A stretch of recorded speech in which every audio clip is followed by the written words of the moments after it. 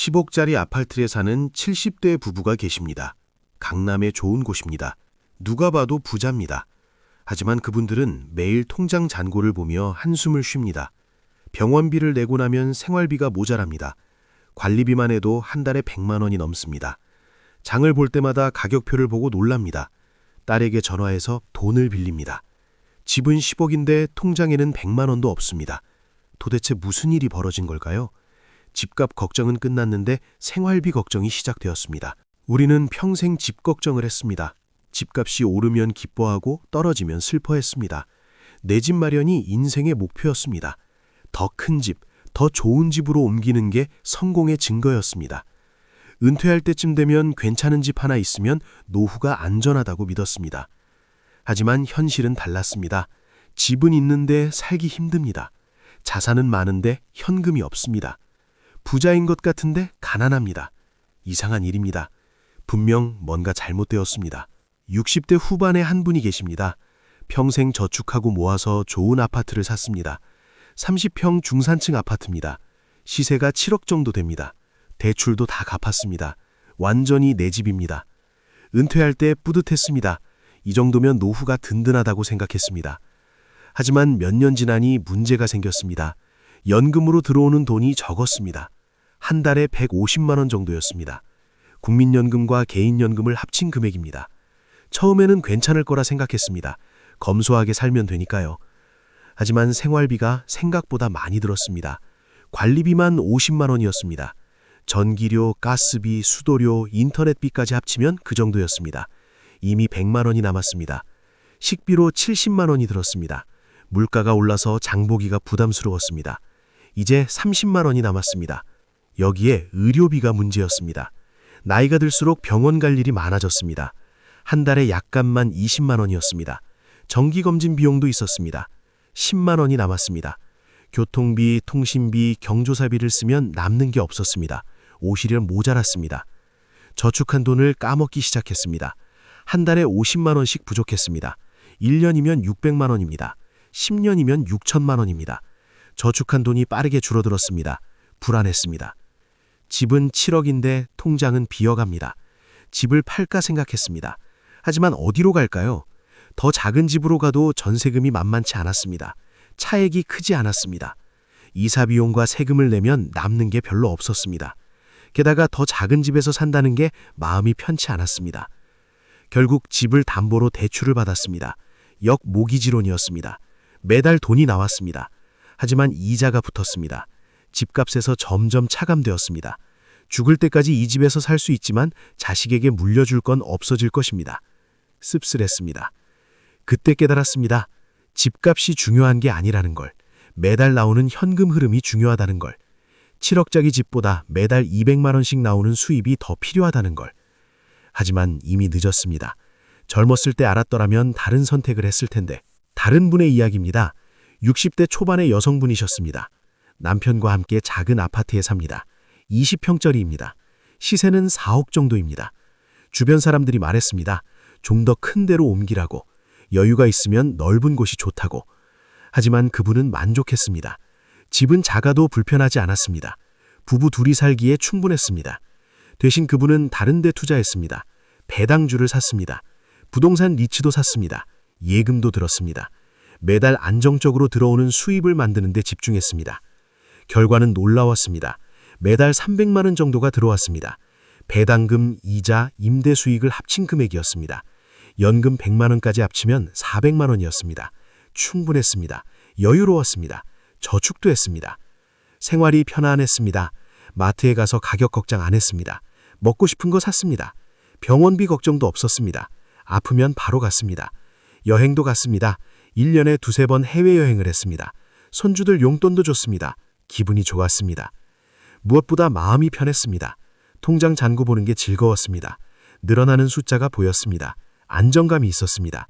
미래가 불안하지 않았습니다. 자식에게 손벌 일도 없었습니다. 자존감이 유지되었습니다. 주변 사람들이 부러워했습니다. 집은 작은데 어떻게 그렇게 여유롭게 사냐고. 그분은 웃으며 대답했습니다. 집값이 아니라 현금 흐름이라고. 매달 들어오는 돈이 진짜 자산이라고. 이제 시대가 바뀌고 있습니다. 집값보다 생활비가 더 중요해지는 시대입니다. 왜 그럴까요? 여러 이유가 있습니다. 첫째는 물가입니다. 끊임없이 오릅니다. 특히 식료품과 의료비가 심각합니다. 몇 년 전만 해도 한 달에 50만 원이면 장을 봤는데 이제는 100만 원도 부족합니다. 병원비도 마찬가지입니다. 비급여 항목이 많아서 부담이 큽니다. 약값도 계속 오릅니다. 둘째는 관리비입니다. 새 아파트일수록 비쌉니다. 시설이 좋으면 유지비가 많이 듭니다. 헬스장, 독서실, 커뮤니티 시설 관리비가 모두 포함됩니다. 쓰지 않아도 내야 합니다. 한 달에 100만 원 넘는 곳도 많습니다. 셋째는 수명 연장입니다. 오래 삽니다. 80, 90까지 삽니다. 그만큼 생활비가 오래 필요합니다. 20년, 30년치 생활비가 있어야 합니다. 저축한 돈으로는 부족합니다. 계속 들어오는 수입이 필요합니다. 넷째는 집값 정체입니다. 예전처럼 집값이 계속 오르지 않습니다. 지역에 따라 다르지만 많은 곳이 정체되거나 떨어집니다. 집을 팔아도 큰 돈이 안 됩니다. 집을 자산으로만 보기 어려워졌습니다. 다섯째는 자식 문제입니다. 예전에는 자식이 부모를 모셨습니다. 생활비를 냈습니다. 하지만 이제는 힘듭니다. 자식들도 사는 게 빠듯합니다. 결혼도 늦고 애도 안 낳습니다. 부모 뒷바라지 할 여력이 없습니다. 자식에게 의지하면 안 됩니다. 그렇다면 어떻게 해야 할까요? 집값이 아니라 생활비 중심으로 노후를 설계해야 합니다. 구체적인 방법이 있습니다. 첫째, 고정 수입을 만드십시오. 연금으로는 부족합니다. 다른 수입원이 필요합니다. 배당주, 리츠, 예금이자, 임대 수익, 무엇이든 좋습니다. 매달 안정적으로 들어오는 돈을 만드십시오. 목표는 한 달에 300만 원 이상입니다. 둘째, 생활비를 계산하십시오. 정확히 계산하십시오. 한 달에 얼마가 드는지 아십시오. 관리비, 식비, 의료비, 교통비, 통신비, 여가비 모두 합치십시오. 거기에 20% 여유를 더하십시오. 예상치 못한 지출이 있으니까요. 셋째, 집 크기를 줄이십시오. 너무 큰 집은 부담입니다. 관리비가 많이 나갑니다. 청소도 힘듭니다. 난방비도 비쌉니다. 적당한 크기면 됩니다. 부부 둘이 살 정도면 충분합니다. 차액을 수입 창출에 쓰십시오. 넷째, 지출을 줄이십시오. 불필요한 지출을 찾으십시오. 안 쓰는 구독료, 거의 안 가는 헬스장, 필요 없는 보험 정리하십시오. 절약한 돈을 저축하십시오. 작은 돈이 모이면 큽니다. 다섯째, 건강에 투자하십시오. 건강해야 의료비가 안 듭니다. 운동하십시오. 건강검진 받으십시오. 예방이 치료보다 쌉니다. 건강이 최고의 재산입니다. 여섯째, 수입을 늘리십시오.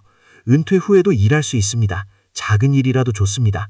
한 달에 50만 원이라도 벌면 도움이 됩니다. 취미를 수익화할 수도 있습니다. 재능을 활용하십시오. 일곱째, 자식과 솔직하게 대화하십시오. 경제 상황을 공유하십시오. 도움을 기대하지 말라고 말하십시오. 부담 주지 마십시오. 대신 스스로 준비하십시오. 자립이 최선입니다. 여덟째, 유동성을 확보하십시오. 현금이 중요합니다. 당장 쓸 수 있는 돈이 있어야 합니다. 모든 걸 부동산에 묵지 마십시오. 최소 1년치 생활비는 현금으로 가지고 계십시오.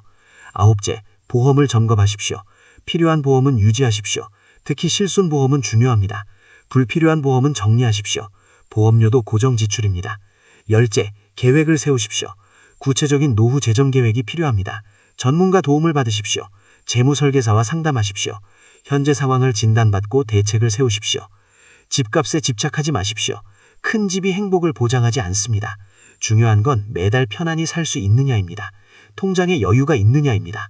불안하지 않으냐입니다. 10억짜리 집에 살면서 라면 끓여 먹는 것보다 4억짜리 집에 살면서 외식하는 게 낫습니다. 자산은 적어도 삶은 풍요로울 수 있습니다. 진짜 부자는 집이 큰 사람이 아니라 매달 여유 있는 사람입니다. 시대가 바뀌었습니다. 패러다임을 바꿔야 합니다. 집값 걱정에서 생활비 걱정으로, 자산 축적에서 현금 흐름 창출로, 소유에서 유동성으로, 이제는 다른 기준으로 봐야 합니다. 여러분의 노후가 안정되길 바랍니다. 집값이 아니라 생활비를 준비하시길 바랍니다. 현명한 선택으로 편안한 5년을 맞이하시길 바랍니다. 이 영상이 도움이 되셨다면 구독과 좋아요 부탁드립니다. 감사합니다.